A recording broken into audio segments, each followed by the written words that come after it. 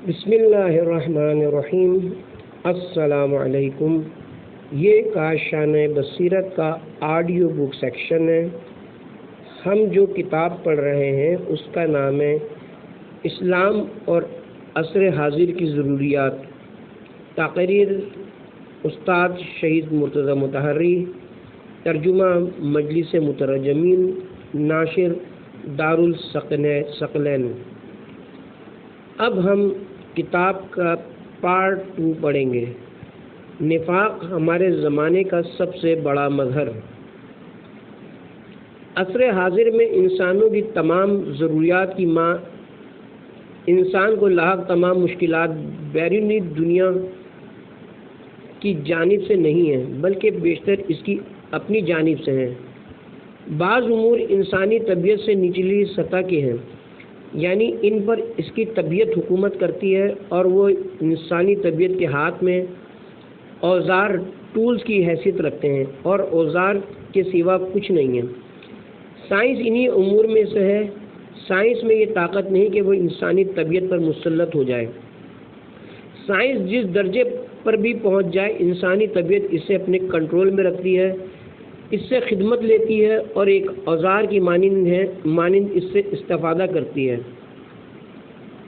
عقل، قانون، فلسفہ، فکر اور صنعت اسی قبیل سے ہیں۔ ہم دیکھ رہے ہیں کہ سائنس اور ٹیکنالوجی کی اسی قوت کی مدد سے انسان آسمانوں کی جانب سفر کے بارے میں سوچتا ہے اور چاند کی طرف جا رہا ہے۔ سمندر، صحرا اور فضا میں کوئی نقطہ ایسا نہیں ہے جسے وہ تسخیر نہیں کر سکتا ہو، لیکن ایک جگہ جو بچی رہ گئی ہے اور اسے تسخیر کرنے کی وہ طاقت نہیں رکھتا، وہ خود اس کا اپنا نفس اور اس کی اپنی روح ہے۔ انسان اور ٹیکنالوجی کی اس قدر ترقی کے باوجود آدمیت، انسانی مزاج اور انسانیت کے پہلوؤں میں انسان کتنا آگے بڑھا ہے؟ ایک قدم بھی نہیں، کیونکہ یہ سائنس اور ٹیکنالوجی کا کام نہیں، ایمان کا کام ہے۔ آج کی دنیا کو مطلق طور پر ایمان کی جو ضرورت اور احتیاج ہے، یہ اس مسئلے پر ایک مختصر گفتگو ہے۔ کیونکہ ہم اپنی اس گفتگو کو ہر ممکن اختصار کے ساتھ ختم کرنا چاہتے ہیں، اس لیے اس مسئلے پر مزید گفتگو نہیں کر سکتے۔ ایمان تمام مقدسات کی بنیاد۔ انسان کن چیزوں کو مقدس قرار دیتا ہے؟ عدالت ایک ایسی چیز ہے جسے انسان مقدس سمجھتا ہے۔ آزادی بھی انسانی مقدسات میں سے ہے۔ احسان بھی انسانی مقدسات کا حصہ ہے۔ امن و امان بھی انسانی مقدسات سے تعلق رکھتا ہے۔ سچائی، درستی اور امانت بھی انسانی مقدسات میں شامل ہیں۔ بے شک یہ سب ایمان سے وابستہ ہیں اور انسان کے پاس ایمان ہی نہیں ہے۔ اب یہ کون سا ایمان ہے؟ یہ ایمان ہم کہاں سے حاصل کریں؟ ایمان فرضی اور قراردادی نہیں ہوتا۔ ایمان یعنی وہ وسیلہ جو ہماری روح کو اپنی طرف کھینچ سکے اور جذب کر سکے، یعنی جو ہمارے ضمیر پر حکومت کر سکے۔ اس ایمان کی پہلی شرط یہ ہے کہ کم از کم ایک واضح آسمانی کتاب موجود ہو، جس کے بارے میں انسان کو کم از کم یہ یقین ہو کہ یہ کتاب خود صاحب کتاب ہی کی طرف سے ہے۔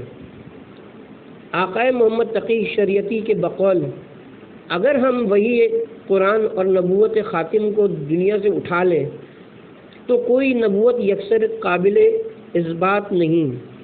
اگر یہ مان لیا جائے کہ انسان ایک آسمانی کتاب پر ایمان رکھے، یعنی اگر ایک آسمانی کتاب موجود ہو جس پر ایک بے تعصب آدمی کم از کم غور ہی کر سکے، تو وہ قرآن ہے۔ آپ کسی بھی اور کتاب کو دیکھتے ہیں تو آپ کو نظر آتا ہے کہ اس میں یہ پہلی شرط ہی نہیں پائی جاتی، اس کی اپنے صاحب کتاب سے نسبت ہی اصلاً معلوم نہیں۔ انجیل، تورات اور اوسطی ایسی ہی کتابیں ہیں۔ ڈاکٹر شریعتی کے بقول جن کتابوں کو آریائی پیغمبروں کی طرف نسبت دی گئی ہے وہ ایسے ہی ہیں۔ دنیا میں وہ واحد کتاب جس کے بارے میں اس آفتاب اور اس چراغ سے روشن تر قطعیت اور یقین کے ساتھ کہا جا سکتا ہے کہ وہ اس کے لانے والے کی طرف سے ہے، وہ قرآن ہے۔ حالیہ زمانوں میں دین سے روگردانی کی بنیاد۔ اس مقام پر زیادہ اہم مسئلہ یہ ہے کہ ہم اس بارے میں ایک اجمالی جائزہ اور مطالعہ کریں کہ حالیہ زمانوں میں انسان میں بطور کلی دین کے حوالے سے جو سرد مہری پیدا ہوئی ہے، اس کی بنیاد کیا ہے۔ بلا شبہ 3-4 صدیوں سے آج تک دین کے بارے میں مجموعی طور پر انسان میں ایک طرح کی روگردانی پائی جاتی ہے، اور خود عالم اسلام بھی کم و بیش اس بحران سے دوچار ہے۔ اس مسئلے کی بنیاد کیا ہے؟ کبھی کبھی بعض افراد سوال کرتے ہیں کہ آپ کے بقول دین بطور کلی انسان کی فطرت میں ہے۔ اگر ایسا ہے تو پھر بہت سے لوگوں نے دین سے منہ کیوں موڑ لیا ہے؟ ایک فطری امر سے تو رخ نہیں موڑا جا سکتا ہے۔ ان دونوں سوالات کا جواب ہم اکٹھا عرض کرتے ہیں۔ انسان میں مختلف جبلتیں موجود ہیں، اس میں مختلف ضروریات اور احتیاجات ہیں۔ ان تمام احتیاجات اور ضروریات کا سرچشمہ اس کی طبیعت و فطرت ہے۔ اگر آپ انسان کی ان تمام انفرادی اور اجتماعی ضروریات کو ایک دوسرے سے ہم آہنگ کر کے پورا کریں تو انسان اپنے تمام فطری امور کی راہ پر رواں دواں ہوگا، لیکن بسا اوقات مختلف جبلی خواہشات کے درمیان، مختلف ضروریات کے درمیان جنگ پیدا کر دی جاتی ہے۔ فرض کیجئے کہ انسان کی طبعی ضروریات میں سے ایک جنسی ضرورت ہے، اس کے ساتھ ایک روحانی اور باطنی ضرورت بھی ہے۔ اگر آپ ان دونوں ضروریات کو ان کی اپنی حد میں پورا کریں تو کوئی مسئلہ پیش نہیں آئے گا، لیکن بعض اوقات آپ ان دونوں کے مابین جنگ کھڑی کر دیتے ہیں، باہم ٹکراؤ پیدا کر دیتے ہیں۔ کہتے ہیں کہ میں یا دینی جذبے اور اپنے دین کو پس پش ڈالوں اور جنسی جذبے کی تسکین کروں، شادی کروں، گھر بساؤں، یا پھر اس کے برعکس اپنے دینی جذبے کی تسکین کروں اور اپنے آپ کو اس جنسی جذبے کی تسکین سے آلودہ نہ کروں۔ اس مقام پر لازماً ان میں سے ایک جذبہ جاتا رہتا ہے، یا آپ ایک کے پیچھے چل پڑتے ہیں اور دوسرے کو بیمار کر ڈالتے ہیں، یا دوسرے کو پورا کرتے ہیں اور پہلے کو بیمار کر لیتے ہیں۔ اسی طرح اگر آپ علم کے جذبے اور ایک اور جذبے کے مابین جنگ چھیڑ لیں، یا اگر آپ چاہیں کہ مال کی خواہش جو ایک انسانی جبلت ہے اور ایک اور جبلت کے مابین جنگ کھڑی کر دیں تو تشویش پیدا ہو جائے گی۔ اگر معاشرے میں احترام کے جذبے اور کسی اور خواہش علم، دین یا اخلاق کے مابین جنگ چھیڑ لیں تو بھی یہی کچھ ہوگا۔ دنیا میں ادیان کی شکست کی ذمہ داری ان لوگوں کے سر ہے جنہوں نے دین اور دیگر انسانی ضروریات کے مابین جھگڑا کھڑا کر دیا ہے۔ ہمیں سب سے زیادہ کلیسا کی غلطی کا خمیازہ بھگتنا پڑ رہا ہے۔ یہ کلیسا جس نے ایک مصنف کے بقول عبادات اور معاملات تک میں جدائی ڈال دی تھی، اس کا کہنا تھا کہ عبادات کا تعلق ایک دنیا سے ہے اور معاملات کا تعلق دوسری دنیا سے ہے۔ تم یا عبادات کے ذریعے اس دنیا کے ہو جاؤ یا معاملات کے ساتھ اس دنیا کی طرف چلے آؤ۔ کلیسا کی غلطیاں۔ کلیسا نے یورپ کی نشاط ثانیہ کے زمانے میں سائنس کے ظہور کی ابتدا میں چند بڑی بڑی غلطیاں کیں۔ اس نے دین اور اعتدال پر مبنی آبرو مندانہ دنیاوی زندگی کے درمیان نزاع پیدا کر دیا۔ اس نے دین اور سائنس کے مابین جنگ چھیڑ دی، دین اور عقل کے مابین تنازع کھڑا کر دیا۔ اس نے کہا کہ اصول دین کی اساس دائرۂ عقل سے خارج ہے، یہ عقل کے لیے ممنوع علاقہ ہے۔ تم آنکھیں بند کر کے کہو کہ مبدائے عالم تین ہے اور تین ہوتے ہوئے ایک ہے اور ایک ہونے کے باوجود تین ہے، بار بار اسے دہراؤ۔ اگر تم نے کہا کہ میں کس طرح تین خداؤں یا ایک خدا پر ایمان لاؤں، تو وہ کہتا ہے اسی طرح کہو اور اسی پر ایمان رکھو۔ اگر تمہاری عقل قبول نہ کرے تو اس سے کہو کہ بکواس بند کر، دخل در معقولات نہ کر۔ یورپی تہذیب پر اسلام کے اثرات۔ کلیسا نے جس غلطی کا ارتکاب کیا، اسلام کو بھی بعد ازاں مجبوراً کسی حد تک اس کا خمیازہ بھگتنا پڑا کیونکہ لوگ تمیز نہ کر سکے. انہوں نے خیال کیا کہ مجموعی طور پر دین کی خاصیت یہ ہے، وہ نہیں جانتے تھے کہ دنیا میں ایک ایسے دین نے ظہور کیا ہے جس نے اپنی نہایت عالی روحانیت کے ساتھ ساتھ ایک تہذیب کو بھی وجود بخشا ہے، ایک تمدن کا خالق ہوا ہے جس نے طرح طرح کی مختلف قوموں کو آپس میں جوڑ دیا ہے اور دنیا کی تہذیبوں میں سے عظیم ترین تہذیب کو وجود بخشا ہے. وہ تہذیب جو آج کی یورپی تہذیب پر ایک بہت عظیم حق رکھتی ہے اور خوش قسمتی سے آہستہ آہستہ یورپی دنیا اس کا اقرار و اعتراف کر رہی ہے. اگر آپ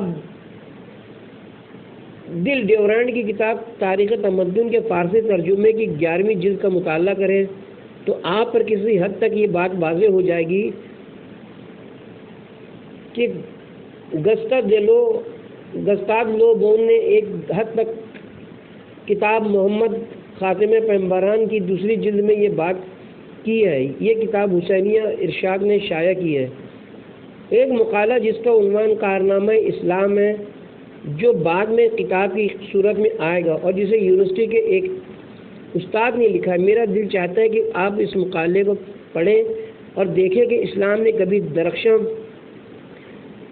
تہذیب کو وجود بخشا ہے اور یورپی دنیا اپنی زندگی کے تمام پہلوؤں میں اسلام کی کس قدر مقروض ہے.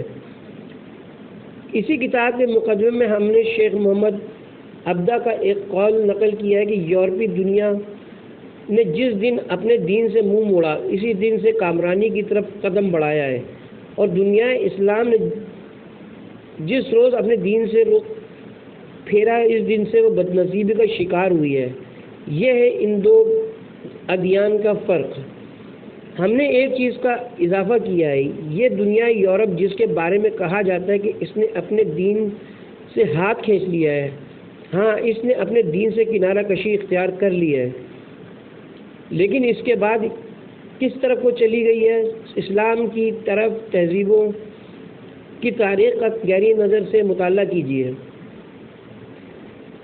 یورپی تہذیب کی ایک وجہ پروٹسٹنٹ فرقے کی پیدائش ہے. انہیں عیسائی مذہب کے ماننے والوں میں مسلمانوں کے شیعہ سمجھا جاتا ہے، اس فرق کے ساتھ کہ یہ حضرت عیسیٰ علیہ السلام کے 1500 سال بعد آئے ہیں، لیکن تشیع رسول اللہ صلی اللہ علیہ وسلم کے زمانے سے ہے. اس فرقے کی تعداد ابھی تک کیتھولک کے برابر نہیں ہے، تاہم قابل لحاظ تعداد کے حامل ہیں. انہوں نے عیسائی مذہب میں بنیادی اصطلاحات کی ہیں. ان کے حوالے سے جن اصلاحات کا ذکر کیا گیا ان میں سے یہ 3 چیزیں سر فہرست ہیں: انسان اور خدا کے درمیان سے فاصلے کا خاتمہ. سید جمال الدین اسد آبادی، جنہیں ہمارے ہاں جمال الدین اغوانی کہا جاتا ہے، اور دیگر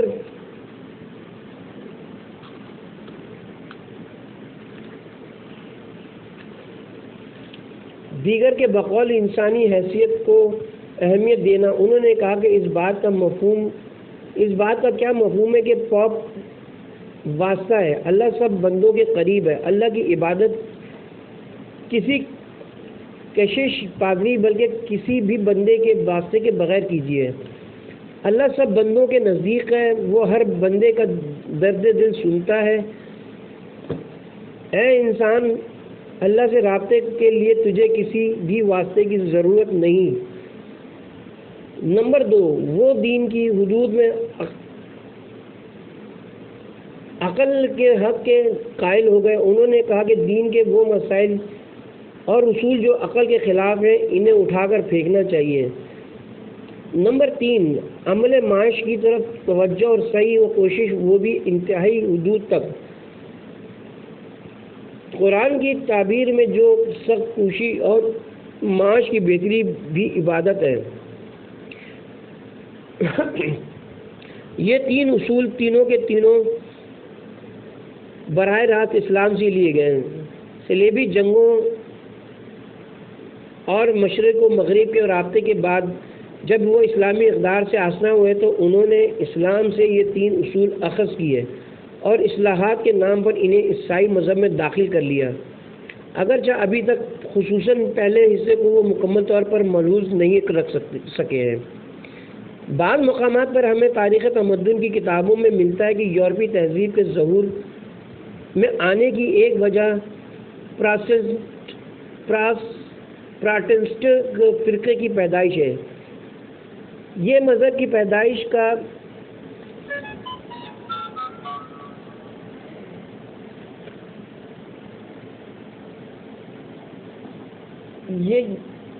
سبب عیسائیت کا اسلام سے رابطہ اور ان کا اسلام کے بنیادی اصول اپنانا ہے۔ یورپی تہذیب کی پیدائش کی ایک اور بنیادی اور اہم وجہ پراٹسٹنٹ مذہب کی پیدائش ہے، یعنی یہ اسلام جس نے یورپی تہذیب کے لیے براہ راست تقدیر ساز کردار ادا کیا، اب بعد ازاں خود ان کی طرف سے بلا واسطہ اور بالواسطہ سازشیں ہوئیں کہ اپنے ناپاک افکار انہوں نے ہمیں دے دیے اور ہماری جگہ پر آ گئے۔ جہاں ہم تھے وہاں وہ آ پہنچے، جہاں وہ تھے انہوں نے ہمیں وہاں پہنچا دیا، یعنی اپنے افکار ہمیں دے دیے اور ہمارے افکار خود لے لیے۔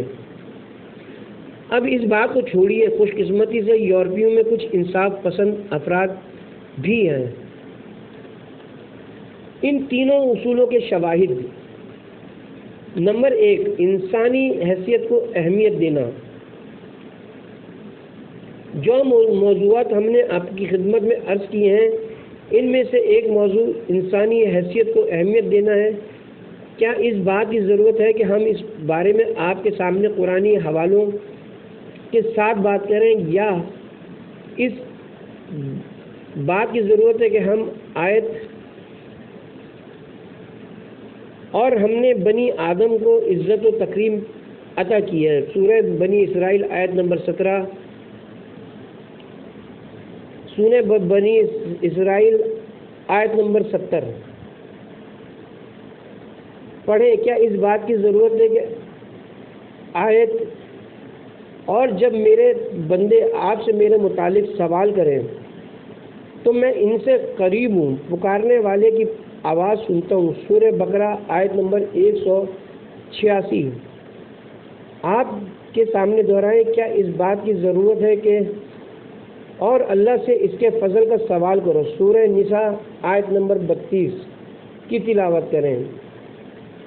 نمبر 2، حدود دین میں عقل کا حق۔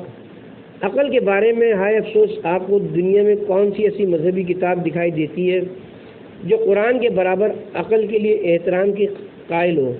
جو افتخار فقہ اسلامی خصوصاً شیعہ فقہ کو حاصل ہے، آپ کو دنیا میں کہاں دکھائی دیتا ہے؟ جب ہم شرعی احکام کے منابع سورسز کا ذکر کرتے ہیں تو کہتے ہیں کہ کتاب، سنت، اجماع، یعنی ایسا قطعی عمل جو اس امر کی دلیل ہو کہ یہ بات پیغمبر سے پہنچی ہے، اور عقل وہ عقل جسے عیسائی دنیا مذہب کے قریب بھی نہیں پھٹکنے دیتی۔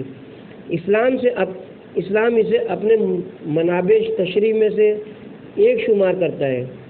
قرآن میں ہمیں 1-2 جگہ کے سوا کہیں بھی کسی اور تلخ لفظ دکھائی نہیں دیتا۔ ایسا سخت لفظ ایک جگہ ان افراد کے بارے میں استعمال ہوا ہے جو عقل سے کام نہیں لیتے۔ وہ ان لوگوں کو خباثت میں مبتلا کر دیتا ہے جو عقل سے کام نہیں لیتے۔ سورہ یونس آیت نمبر 100۔ ایک اور نقطہ بھی بہت جاذب ہے۔ آپ دیکھتے ہیں کہ جب دوسروں کی تحقیر کرنا ہوتا ہے، یعنی دوسروں کی خرابی یا کبھی پہلو بیان کرنا ہوتا ہے، تو ایک شخص دوسرے سے کہتا ہے اے بے غیرت، دوسرا کہتا ہے اے بے دین۔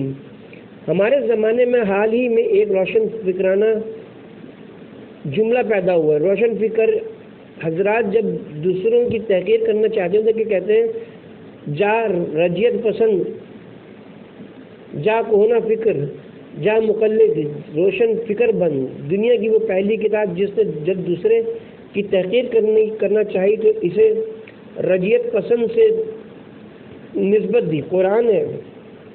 قرآن جب کافر کی تحقیر کرتا ہے تو کہتا ہے جا بے شعور، جا آبا و اجداد کے مقلد، جا تجزیہ و تحلیل نہ کر سکنے والے،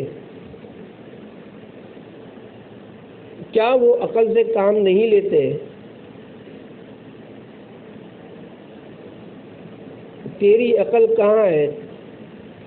تو کیا وہ سمجھتے نہیں؟ کہنے والا ہے جا اپنا کام کر۔ قرآن کے سوا آپ کو کون سی ایسی کتاب ملتی ہے جو اس منطق اور ایسے لہجے کی حامل ہو؟ نمبر 3، عمل اور سخت کوشی کا احترام۔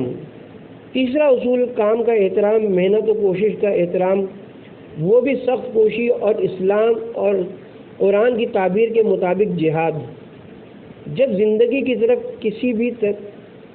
کسی بھی قسم کی توجہ کو عبادت اور خدا پرستی کے منافی اور خدا فراموشی کے مترادف سمجھا جاتا ہے تھا تو اس دور میں رسول اللہ صلی اللہ علیہ وسلم نے فرمایا، جو کوئی اپنے عیال کی معاش کے لیے اپنے آپ کو زحمت میں ڈالے وہ راہ خدا میں تلوار چلانے والے کی مانند ہے۔ رسول اللہ صلی اللہ علیہ وسلم نے ہر طرح کی گداگری، بیکاری اور دوسروں پر بوجھ بننے کے خلاف سخت جنگ کی ہے۔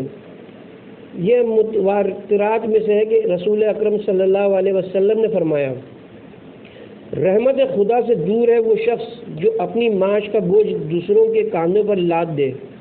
وسائل جلد نمبر 12 صفحہ نمبر 18۔ یہ تیسری حدیث جو میں پڑھوں گا، اس مضمون کی اب تک شاید مجھے 10 احادیث مل چکی ہیں۔ پہلے میرا یہ خیال نہیں تھا کہ اس کا مطلب ہے جواب جو اب میں سمجھتا ہوں، لیکن اتنی زیادہ احادیث مل گئیں کہ پھر اب مجھے شک نہ رہا۔ 15 اقوال پر مشتمل ایک پرچہ جو انشاءاللہ حسینیہ ارشاد کی طرف سے حاضرین محترم کی خدمت میں پیش کیا جائے گا۔ اس میں رسول اکرم صلی اللہ علیہ وآلہ وسلم کی بعثت کی 15ویں صدی کے آغاز کی یاد میں ہم نے 15 اقوال شائع کیے ہیں۔ یہ مختلف موضوعات پر ہیں: مساوات، اخلاق، عبادت، خدمت خلق، اتحاد و اتفاق، انسان کے کام اور محنت کے بارے میں اور عورتوں کے حقوق کا احترام۔ البتہ ہم نے ان اقوال کی تشریح نہیں کی ہے۔ کل 15 اقوال ہیں۔ ان میں سے ایک یہ ہے، پیغمبر اکرم صلی اللہ علیہ وسلم نے فرمایا، اپنے دنیاوی امور کی اصلاح کرو۔ اصلاح کرنا اور ہے اور حریص بننا اور دولت پرست بننا دوسری بات۔ صحیح اور درست کام کرو اور اپنی دنیا کی بہتری کے لیے کوشش کرو، لیکن اپنی آخرت کے لیے اس طرح فکر کرو کہ گویا کل ہی تمہیں مر جانا ہے۔ ایک لمحے کی غفلت بھی نہ کرو۔ یہ ہے معنی دین اسلام کی جامعیت، وسطیت اور توازن کے۔ پروٹسٹنٹ نے یہ اصول اسلام سے اخذ کیا۔ اس کے بعد یورپی تمدن وجود میں آیا۔ کل رات محترم ڈاکٹر شریعتی نے کہا تھا کہ یورپی دنیا عیسائیت کی افراد پر مبنی روحانیت سے روگرداں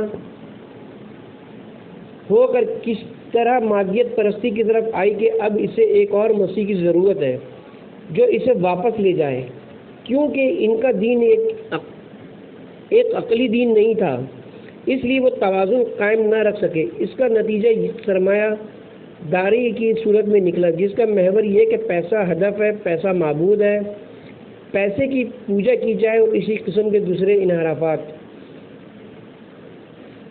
اقبال کی نظر میں آج کے انسان کی ضروریات، علامہ اقبال لاہوری نے عمدہ بات کی۔ وہ کہتے ہیں کہ آج کی دنیا کو 3 چیزوں کی ضرورت ہے۔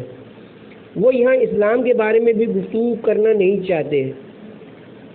نمبر 1، آج کی دنیا کائنات کی مادی تفاصیر سے تنگ آ چکی ہے۔ اس کی تمام بدبختیوں کا سرچشمہ یہی ہے۔ آج کے انسان کو کائنات کی ایک روحانی تفسیر کی ضرورت ہے تاکہ وہ جان سکے کہ اس کائنات کا ایک مالک ہے جس کا نام اللہ ہے۔ جب تک انسان کے ذہن میں یہ فکر پیدا نہیں ہوگی، جب تک انسان اس خلقت کو عبث سمجھتا رہے گا اور جب تک زندگی کو بے مقصد جانتا رہے گا، وہ ایسا ہی رہے گا جیسا کہ ہے۔ بلکہ اس سے بھی بدتر ہو جائے گا۔ انسان کو ایک ایسی فکر، عقیدے اور ایمان کی ضرورت ہے جو کائنات کی ایک روحانی صورت میں تفسیر کرے، جو اس کے لیے ایک آغاز اور انجام کا قائل ہو۔ یقیناً ہم اللہ ہی کے لیے ہیں اور اسی کی بارگاہ میں واپس جانے والے ہیں۔ سورہ بقرہ آیت نمبر 156۔ نمبر 2، انسان جو اتنی بہت سی آزادیاں رکھتا ہے، اسے روحانی آزادی کی بھی ضرورت ہے۔ ہم ہمیشہ آزادی کرتے رہتے ہیں، ہم اس کی تائید کرتے ہیں، لیکن جو انسان اپنی روح کی جانب سے آزاد نہیں، کیا کسی صورت ممکن ہے کہ وہ سماجی آزادی کو پنپنے کا موقع دے گا؟ انسان کو اپنے روحانی پہلو سے آزاد کیے بغیر معاشرتی آزادی کی جستجو کرنا ایک فضول بات ہے۔ دوسری ضرورت روحانی آزادی ہے۔ نمبر 3، تیسری ضرورت ایک ایسا قانون ہے جو ارتقا پذیر ہو، یعنی انسان کو کمال کی طرف لے جائے، لیکن اس کے ساتھ ساتھ اس کا سرچشمہ ایک روحانی ایمان ہو تاکہ ہر ظاہری مظہر کو روحانی رنگ دے سکے۔ کیا آپ کو اسلام کے علاوہ کوئی اور ایسا مکتب نظر آئے گا جو ان ضروریات کو پورا کر سکے؟ قرآن کیا خوب کہتا ہے، یہ قرآنی تعبیرات بار بار دہرائی گئی ہیں جو مجھے یاد ہے وہ سورہ صف میں ہے۔ کیا میں تمہاری رہنمائی ایسی تجارت کی طرف کروں جو تمہیں دردناک عذاب سے بچائے؟ اللہ اور اس کے رسول پر ایمان لے آئے۔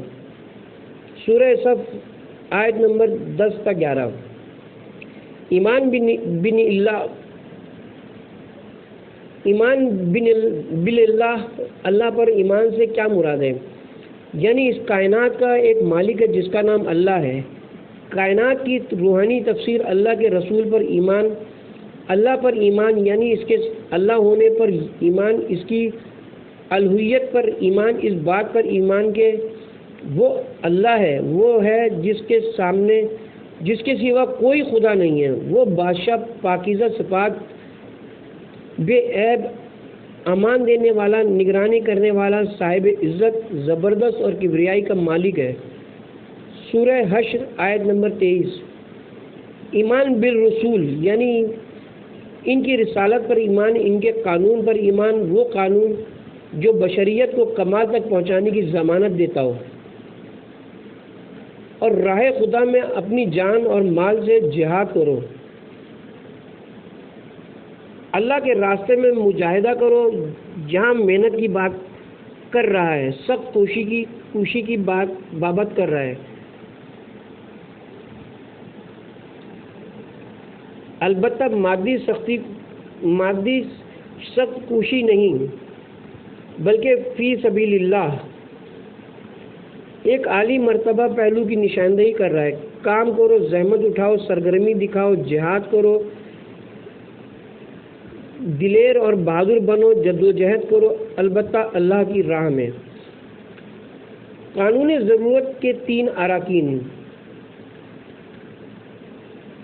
قانون ضرورت میں 3 چیزیں پائی جاتی ہیں۔ اول یہ کہ کسی چیز کی ضرورت ہو، دوم یہ کہ کوئی اور چیز اس ضرورت کو پوری نہ کر سکے، اور سوم یہ کہ اس ضرورت کا احساس پیدا ہو جائے۔ اس قسم کے اداروں حسینیہ ارشاد کے حوالے سے ہماری ذمہ داری ہے کہ ہم انسان کو متوجہ کریں کہ اے انسان، تو ضرورت مند ہے۔ انسان کسی ایسے بیمار کی طرح نہ رہے جسے ضرورت تو ہو لیکن وہ اپنے آپ کو بیمار نہ سمجھتا ہو۔ اس کے بعد ہم ضرورت پورا کرنے کے لیے اعلیٰ درجے پر وسیلہ بھی فراہم کریں گے۔ یہ خیال نہ کیجیے کہ اس مقصد کے لیے اس مقدار میں اجتماعات کا انعقاد کافی ہے، اس سے بہت زیادہ کام کی ضرورت ہے۔ ان چیزوں کے بارے میں ہم پر ذمہ داری عائد ہوتی ہے۔ اسلام کو صحیح تبلیغات کی ضرورت ہے، اس کی تعلیمات عام کرنے کی ضرورت ہے، اس بات کی ضرورت ہے کہ ہمارے بچے ہمارے بڑے دین اسلام کی تعلیم اس طرح حاصل کریں جیسے ایک کلاس میں تعلیم حاصل کی جاتی ہے۔ تحقیقات کی ضرورت ہے۔ ہمارے بہت سے مسائل ایسے ہیں جن پر سے بالخصوص آج کے دور میں پردہ اٹھانے کی ضرورت ہے، ان کے بارے میں بہت زیادہ تحقیق ہونی چاہیے۔ یہ ادارہ اسی طرح کے عزائم رکھتا ہے۔ میں دعا کرتا ہوں آپ آمین کہیے۔ یا اللہ، اولاً ہم سب کی نیتوں کو خالص قرار دے۔ یا اللہ ہمیں توفیق دے کہ ہم تیرے مکرم نبی صلی اللہ علیہ وسلم کی ان ہدایات کے راستے میں مفید اور مؤثر قدم اٹھائیں۔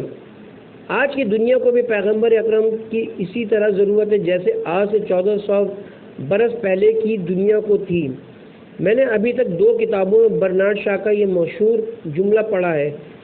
اس نے کیسی عالی بات کہی ہے۔ وہ کہتا ہے کہ میری طرح کا انسان اس بات کا مستحق ہے کہ وہ اپنے ملک اور معاشرے کے بارے میں پیشن گوئی کرے۔ میں پیشن گوئی کرتا ہوں کہ کل کا یورپ دین محمد کی طرف مائل ہو جائے گا۔ پھر وہ کلیسا کے بارے میں بات کرتے ہوئے کہتا ہے کلیسا ماضی میں خیانت کا مرتکب ہوا، اس نے اس عظیم انسان کا چہرہ بگاڑ دیا۔ یورپ کے لوگ ان سے واقف نہیں تھے۔ پھر کہتا ہے کہ صرف ان جیسا شخص دنیا کا حکمران بنے اور دنیا پر حکومت کرے تو دنیا کی مشکلات حل کرنے پر قادر ہو سکتا ہے۔ ان کے سوا کوئی اور دنیا کی مشکلات حل کرنے پر قادر نہیں۔ یہ بات ایک انتہائی غیر معمولی صنف کی ہے، جس کے حالت زندگی میں لکھتے ہیں کہ اس کے ہر لفظ کی قیمت ظاہراً 1 پاؤنڈ دی جاتی تھی اور جو ابھی کچھ ہی عرصہ پہلے فوت ہوا ہے۔ آج کی دنیا کو بھی رسول اسلام صلی اللہ علیہ وسلم کی اتنی ہی ضرورت ہے جتنی اس زمانے کو تھی۔ میں آپ کی خدمت میں حضرت علی علیہ السلام کے چند جملے پیش کرتا ہوں، لیکن ان کا ترجمہ نہیں کرتا۔ ان کا ترجمہ مولانا روم کے اشعاری ہوں گے جو اس مرد نے انتہائی عاشقانہ انداز میں کہے ہیں۔ حضرت علی علیہ السلام اس زمانے کے بارے میں کہتے ہیں اللہ تعالیٰ نے اپنے پیغمبر کو اس وقت بھیجا جب رسولوں کی آمد کا سلسلہ رکا ہوا تھا اور ساری امتیں مدت سے پڑی سو رہی تھی، فتنے سر اٹھا رہے تھے، سب چیزوں کا شرارہ بکھرا ہوا تھا، جنگ کے شعلے بھڑک رہے تھے، دنیا بے رونق و بے نور تھی اور اس کی فریب کاریاں کھلی ہوئی تھیں۔ اس وقت اس کے پتوں میں زردی دوڑی ہوئی تھی اور پھلوں سے نا امیدی تھی۔ پانی زمین میں طے نشین ہو چکا تھا۔ نہج البلاغہ خطبہ نمبر 87 ترجمہ مفتی جعفر حسین۔ میں نہیں سمجھتا کہ مولانا روم نے رسول اکرم صلی اللہ علیہ وسلم کی توصیف میں اس سے بہتر کوئی نظم کی ہو۔ کیا عالی کہا ہے، مجھے وہ پورا زبانی یاد نہیں، چند اشعار یاد ہیں کیونکہ بعثت سے متعلق ہے، اس لیے آپ کے سامنے عرض کر کے اپنی معذورات کو تمام کرتا ہوں۔ قرآن سورہ مزمل آیت نمبر 1 کا 2 ایک اور جگہ فرماتا ہے سورہ مدثر آیت نمبر 1 کا 2 وہ کہتے ہیں اب بھی ایسا ہی ہے، عالم ایک سرگرداں جسم ہے اور اس کے لیے عقل و ہوش قرآن ہے۔